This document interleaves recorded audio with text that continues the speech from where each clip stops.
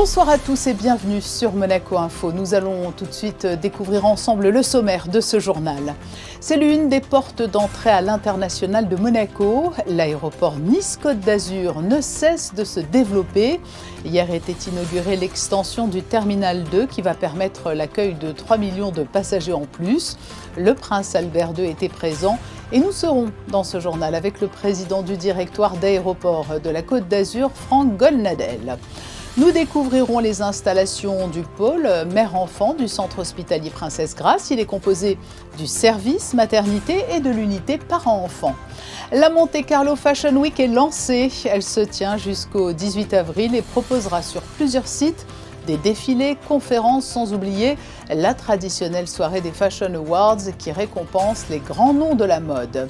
Un autre événement du calendrier se prépare, le rendez-vous incontournable des amateurs de belles voitures, supercars, hypercars notamment. Le salon Top Marque aura lieu du 6 au 10 mai et nous vous en dévoilerons les temps forts annoncés aujourd'hui lors d'une conférence de presse. Elle reste pour tous l'iconique Angélique Marquise des Anges. La comédienne Michèle Mercier met en vente une partie de sa collection. C'est l'hôtel des ventes de Monte-Carlo qui s'en charge avec quelques jolies pièces dont une robe portée dans le film. Et puis nous irons découvrir le nouveau concept des grands chais de Monaco. Objectif, accueillir encore plus de passagers et passer de 15 à 18 millions de voyageurs et dans les meilleures conditions possibles. La nouvelle zone du terminal 2 de l'aéroport Nice-Côte d'Azur a été officiellement inaugurée hier en présence du prince Albert II. Nouvelle banque d'enregistrement, tri-bagages supplémentaires, agrandissement des lieux dédiés aux postes d'inspection filtrage et au contrôle des passagers. Autant de nouvelles installations qui favoriseront un parcours plus fluide dans ce lieu qui voit passer des voyageurs originaires de Monaco ou à destination de la Principauté. Nous retrouvons tout de suite en duplex de Nice le président du directoire des aéroports Nice-Côte d'Azur. Bonsoir Franck Golnadel. Bonsoir. Au lendemain de l'inauguration hier en fin de journée de cette nouvelle zone, quel est, selon vous, l'impact majeur que va avoir cette extension du terminal 2 sur la compétitivité internationale de l'aéroport de Nice? Alors, cela se mesure déjà avec des chiffres de fréquentation estimés, hein, c'est cela? Alors oui, vous avez raison, mais si je dois résumer ce que nous donne cette extension, c'est du temps. Du temps devant nous pour accueillir les passagers des prochaines années, puisque vous le savez, l'année 2025 a été une année record en matière de trafic, puisque nous avons accueilli plus de 15,2 millions de passagers, qui était le record absolu bien avant la crise Covid. Et le problème, c'est que ces 15,2 millions de passagers ont été accueillis dans des capacités qui étaient dimensionnées pour 14 millions. Donc on voit bien que pendant les périodes d'été, nous étions en sursaturation. Grâce à cette extension, on va pouvoir mieux accueillir nos clients et mieux accueillir le développement de ce trafic dans les prochaines années. Parce que les prévisions, c'est de l'ordre de 18 millions, c'est ça, possiblement ? Alors, les capacités que nous offre cette installation, c'est de porter la capacité globale de l'aéroport de 14 à 18. Donc on sait qu'on peut tenir au moins jusqu'en 2031-2032 avec nos prévisions de trafic, mais nul ne sait ce que sera réellement le trafic des prochaines années. Alors, quelles améliorations concrètes les passagers vont-ils ressentir très rapidement dans leur parcours ? D'abord de la place, puisque grâce à cette installation, nous allons disposer de places supplémentaires pour faire asseoir nos passagers, pour enregistrer nos passagers et enregistrer surtout leurs bagages de soute quand ils viennent se faire enregistrer. Nous avons ouvert une nouvelle zone de traitement à la frontière départ et surtout, nous disposerons maintenant de 6 nouvelles portes d'embarquement qui relient directement le bâtiment à l'avion par des passerelles télescopiques, ce qui fait que les avions qui étaient aujourd'hui en trop, entre guillemets, qui étaient traités par des bus de piste seront demain pour des passagers traités directement au contact du bâtiment. Franck Golnadel, on sait que cela faisait partie des récriminations de certains. On a pu les entendre lorsque le projet a été lancé. Il répond à une forte croissance du trafic, certes, mais comment avez-vous concilié expansion et contraintes environnementales? C'est ce qui vous avait été demandé. Absolument, que ce soit mes actionnaires et en particulier la principauté de Monaco, qui est très demanderesse dans ce genre d'action, d'être l'aéroport pilote, le meilleur élève de sa classe en matière d'engagement environnementaux. Vous savez qu'on a déjà réduit de plus de 95% nos émissions propres de CO2. Par exemple, sans attendre cette extension, nous avons mis fin à toutes nos chaudières à gaz. Et puis, nous travaillons avec les compagnies à des améliorations continues dans la performance économique des avions, des moteurs et des matériels de piste qui travaillent sur l'aéroport pour réduire là encore les émissions de CO2. C'est vraiment une nécessité absolue pour nous tous, pour toute la chaîne, j'ai envie de dire, de l'aviation, que de pouvoir concilier continuité du développement de l'activité et développement durable. Vous avez mentionné la principauté de Monaco. Le prince Albert II était à vos côtés hier et sa présence ne refait pas qu'une portée symbolique. Ah non, d'abord, je tiens à dire que la présence de son Altesse Sérénissime était pour les personnels de l'aéroport un signe très fort de l'attachement de la principauté de Monaco, non seulement à l'aéroport de Nice-Côte d'Azur, qui est aussi l'aéroport de Monaco. Il ne faut pas l'oublier, la liaison pour Monaco avec le monde passe par l'aéroport de Nice.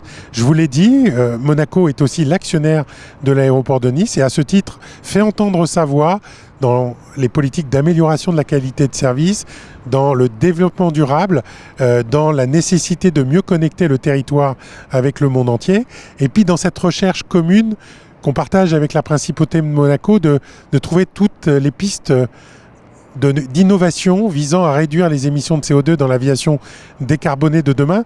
Oserais-je rappeler que le premier chef d'État, le premier souverain à avoir volé dans un avion 100% électrique, c'était son Altesse Sérénissime, il y a quelques années. Et c'était depuis Nice, oui, l'aéroport qui est effectivement une porte d'entrée stratégique pour Monaco et un facteur d'attractivité. Et pour les téléspectateurs monégasques qui nous suivent et qui sont des voyageurs fréquents, est-ce que l'on peut profiter de l'occasion de vous avoir pour nous présenter les traditionnels ajouts de lignes ou les pérennisations de lignes à la faveur de la saison estivale qui s'annonce ?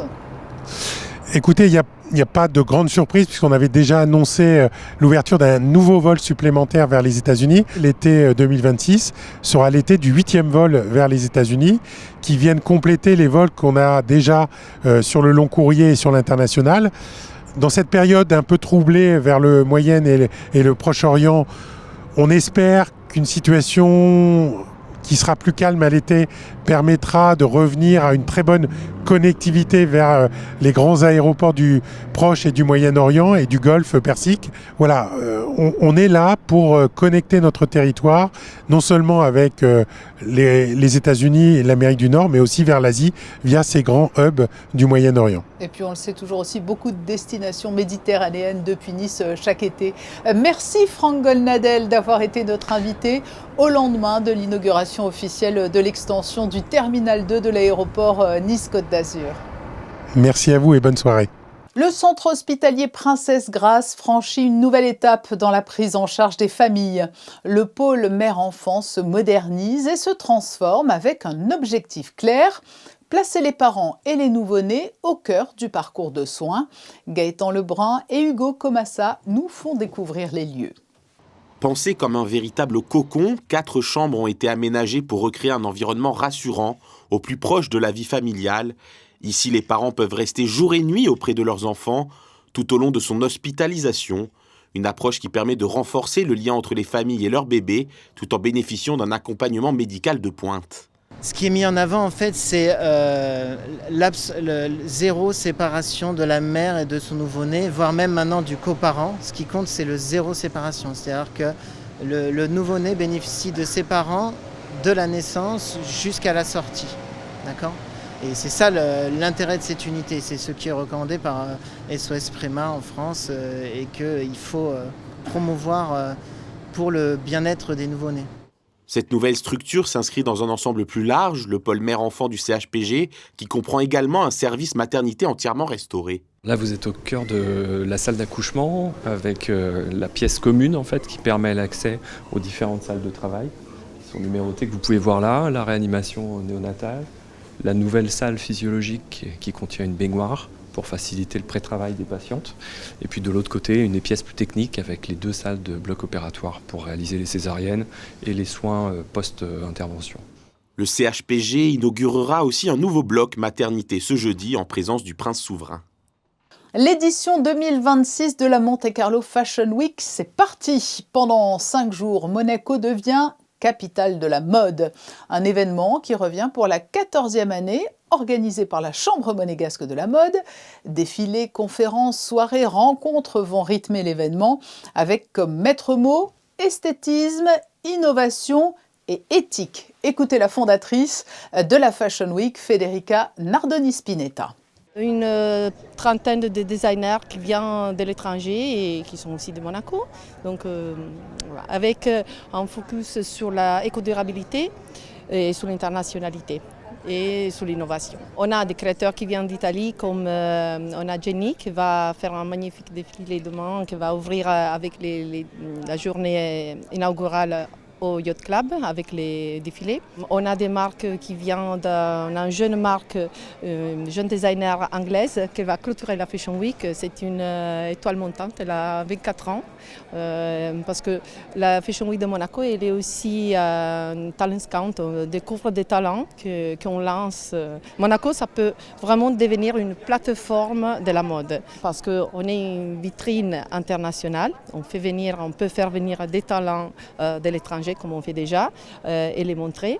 Soit aussi pour la partie éco-durable parce que nous avons cette spécialité que nous tient à corps depuis tout le début. La fondatrice de la Fashion Week, Federica Nardoni-Spinetta, était interviewée par Émilie Flamin et Marie-Ève Béhy. Autre événement qui trouve un écrin parfait à Monaco, le salon Top Marque se déroulera du 6 au 10 mai au Grimaldi Forum. Plus de 150 supercars et hypercars, des premières mondiales, mais aussi des yachts, de l'horlogerie et des innovations futuristes attendront les visiteurs, comme nous l'explique Vanessa Dessy sur des images de Marie-Ève Béhy. Il revient avec son lot de supercars, d'innovation et d'avant-première mondiale. Le salon Top Marque transforme la principauté en véritable vitrine de la performance extrême.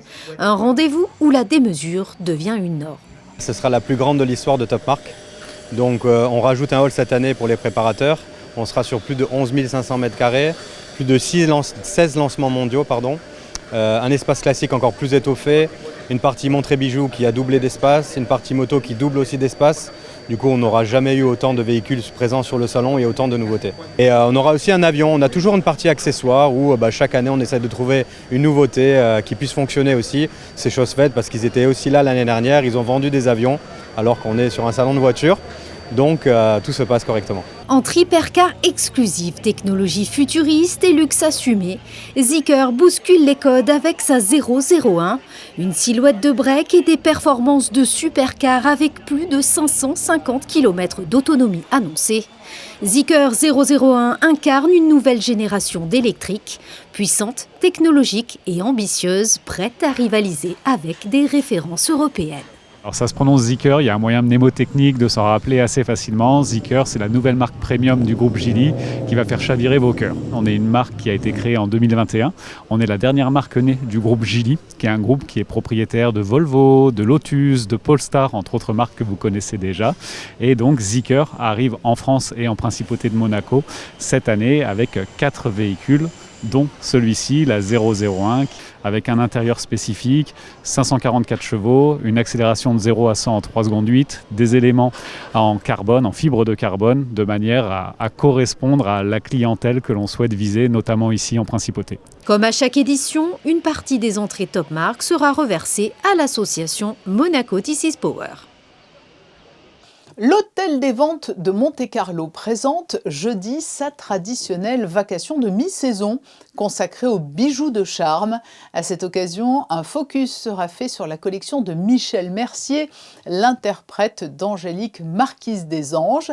Alexandra Pagny et Camille Caloni vous présentent les pièces phares à ne pas rater lors de cette vente.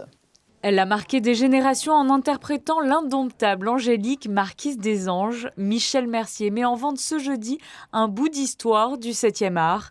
Une vente présentée par son ami, le journaliste Henri-Jean Servat. J'ai fait des expositions sur elle, j'ai écrit ses mémoires à sa demande et j'ai voyagé beaucoup. Elle m'emmenait avec elle dans des festivals où elle était invitée, elle m'emmenait. Donc j'étais très content, heureux et honoré de voir mon idole, ma passion, mon amour qui m'aimait et qui m'emmenait avec elle. Donc j'étais très content. Donc j'adore Michel Mercier et je voulais, vous savez, les gens il est de bon ton dans ce métier d'être oublieux, d'être désinvolte, de négligent et de plus se souvenir. Moi je suis quelqu'un qui a de la mémoire. Et je me souviens de ce qu'elle a représenté pour moi, de ce qu'elle a été pour moi. Et donc, j'ai voulu l'honorer, la célébrer, de faire en sorte que, avec même cette vente aux enchères ici, c'est comme les expositions que j'ai faites à Cannes ou à Nice récemment avec elle. C'est une façon de lui faire un dernier tour de piste, quoi. Une dernière danse avec des pièces qui ont compté pour la comédienne, des bijoux de sa collection personnelle, mais aussi des pièces bien connues du grand public, passeront sous le marteau du commissaire-priseur de l'Hôtel des Ventes de Monte-Carlo. Ne serait-ce que dans le premier film, Angélique Marquise des Anges, elle a à peu près, Michel a plus de 50 robes, 50 tenues créées dans un film d'1h30 par Rosine de Lamare. Donc voilà, donc la robe qui est à côté de moi est une des robes qu'a créée Rosine de Lamare. Ce n'est pas la robe de mariée, comme on l'a cru un moment, mais il suffit de voir le film pour comprendre que ce n'est pas la robe de mariée. C'est une robe qu'a créée Rosine et que Michel aimait beaucoup. Et Michel avait même prêté la robe à des copines, à de ses copines, qui l'ont passée à leurs filles quand elles se sont mariées. Donc il y a 2 filles, dont une actrice un peu célèbre aujourd'hui qui s'est mariée dans cette robe. Parmi les 25 lots mis en vente, l'on retrouve également une paire de clips d'oreilles de la maison Vacheron-Constantin, offert par le Shah d'Iran, qui courtisait à l'époque l'actrice, mais aussi une broche que Michel Mercier portait lors de son mariage avec André Smag. Cette collection s'inscrit dans la traditionnelle vente de mi-saison de la maison monégasque à des prix très accessibles. C'est notre vente habituelle bijoux de charme que nous faisons 2 fois par an, qui est une vente avec des bijoux importants et moins importants, des petites choses anciennes, etc. En réalité, à l'occasion de cette vente, on en a profité pour inclure la vente Michel Mercier, qui sont et des bijoux et des objets lui ayant appartenu. C'est un monument du cinéma français que l'on pourra s'offrir ce jeudi à l'occasion de cette vente aux enchères. 2026 marque l'année Escoffier. Le célèbre chef cuisinier, surnommé le roi des cuisiniers, est né en 1846 et il a marqué la principauté par son savoir-faire.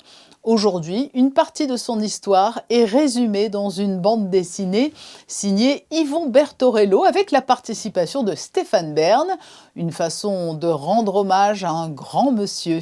Le récit d'Alban Gingembre avec à la caméra Camille Caloni. C'est à Auguste Escoffier que l'on doit le métier de cuisinier et le concept de brigade de cuisine. Né à Villeneuve-Loubet, il réside ensuite à Monaco dans cette demeure. Aujourd'hui, une partie de son histoire et les éléments marquants de sa vie sont illustrés sur les pages de cette bande dessinée. La création du Grand Hôtel avec M. Ritz à Monaco, sa collaboration pendant 20 ans avec Ritz entre Monaco et le Grand Hôtel de Lucerne, ensuite la création du Ritz à Paris et ses années de travail à Londres avec le Carlton. Il a également collaboré lors de grands dîners d'État comme celui du lancement du paquebot Lusitania avec le Kaiser avant la guerre de 14. Ensuite, il était ce qu'on appellerait aujourd'hui chef exécutif pour le Titanic. Il est connu essentiellement par son fameux guide culinaire qui est la base, certains disent la Bible de la gastronomie. Encore aujourd'hui, dans les écoles hôtelières et de restauration, c'est un livre indispensable, il faut le connaître. Autre aspect d'Auguste Escoffier mis en avant dans cette bande dessinée, l'humanisme du chef cuisinier. Par exemple, à Londres, il a fait un accord avec les petites sœurs des pauvres, on le mentionne dans la BD, et pendant des années, les indigents de Londres ont bénéficié du surplus des hôtels de luxe de Londres. Amateur de bonne cuisine et disciple d'Escoffier, le prince souverain signe la préface de cette bande dessinée qui sera traduite en 4 langues. Et le prince souverain pourrait d'ailleurs être présent à Saumur le 7 mai prochain pour l'inauguration officielle de l'exposition de 20 planches de la BD. Avant de refermer ce journal et après cette ode à la gastronomie avec un hommage à Auguste Escoffier, nous allons nous rendre maintenant au Grand Chez monégasque rue Baron de Sainte-Suzanne. Fondé au début des années 1900, cet établissement est l'une des plus vieilles caves de Monaco. Depuis plus d'1 siècle, ce lieu cultive une passion pour les grands vins et les spiritueux lieu d'exception et il entame une nouvelle page de son histoire. Voyez ce reportage de Fabien Bonilla et Jean-Alexandre Dordet. C'est une cave réputée en principauté. Les Grands Chais monégasques proposent depuis plus de 120 ans une sélection de vins fins, de spiritueux rares et d'épiceries fines. Les Grands Chais monégasques entament une nouvelle page de leur histoire et deviennent GCM. Autre évolution, un aménagement intérieur et une décoration entièrement repensée pour accueillir le salon GCM. Cette cave, longtemps dédiée à la vente de vins et spiritueux d'exception, ouvre désormais ses portes à la dégustation sur place. On accueille notre clientèle ici pour déguster des grands vins dans un cadre historique, avec les conseils de nos sommeliers. Donc c'est ça qui rend l'expérience intéressante. Et le principe, c'est vraiment de venir en immersion, plonger dans le monde du vin, venir déguster des grands crus, venir prendre le temps un petit peu ici, le temps ralentit, on s'arrête, on déguste une bonne bouteille et on vit aussi l'expérience pleinement, puisqu'on a les explications du sommelier qui vont venir agrémenter la dégustation. Dégustation de vins et spiritueux, mais pas seulement. On a toute une partie qui vient accompagner les dégustations de vins, qui sont des salaisons d'exception, des fromages locaux qu'on sélectionne à la saison, donc ils vont changer quasiment tous les mois, avec une partie aussi foie gras, petite épicerie qu'on met en plateau avec des petits légumes frais, anchoyades, tapenades, des petits artichauts, et également du caviar qui va être bien accompagné bien sûr par le champagne. Installé au cœur d'une cave plus que centenaire, on peut donc découvrir et savourer des vins parmi une sélection de plus de 3000 références, accompagnée d'une carte de mets salés. À titre indicatif, vous pouvez déguster une bouteille de vin à partir de 100 €. Vous pouvez d'ailleurs repartir avec une fois la dégustation terminée.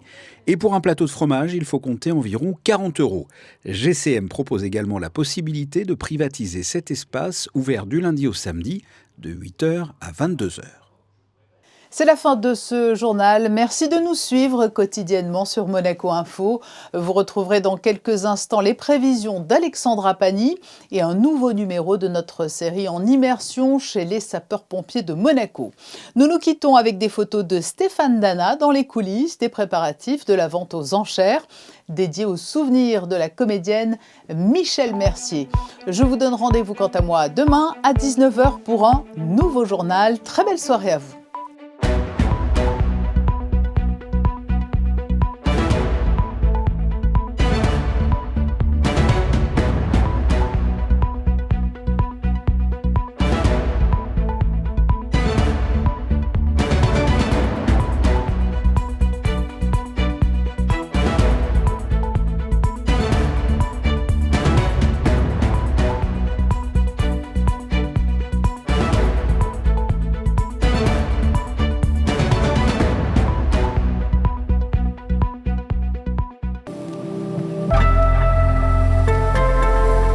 Bonsoir à toutes et à tous, ravi de vous retrouver pour les prévisions météo de ce mercredi 15 avril. Le ciel sera dégagé sur l'ensemble de la journée, avec tout de même quelques passages nuageux à noter. Le thermomètre affichera 22 degrés au plus chaud de la journée. Le soleil se lèvera à 6h45 et se couchera à 20h14 précisément. Comme chaque mardi, nous vous proposons également la météo de l'eau en partenariat avec la Société monégasque des eaux. Cette semaine, l'indicateur est encore ouvert, ce qui signifie que les sources de Monaco couvrent plus de 50% de notre consommation.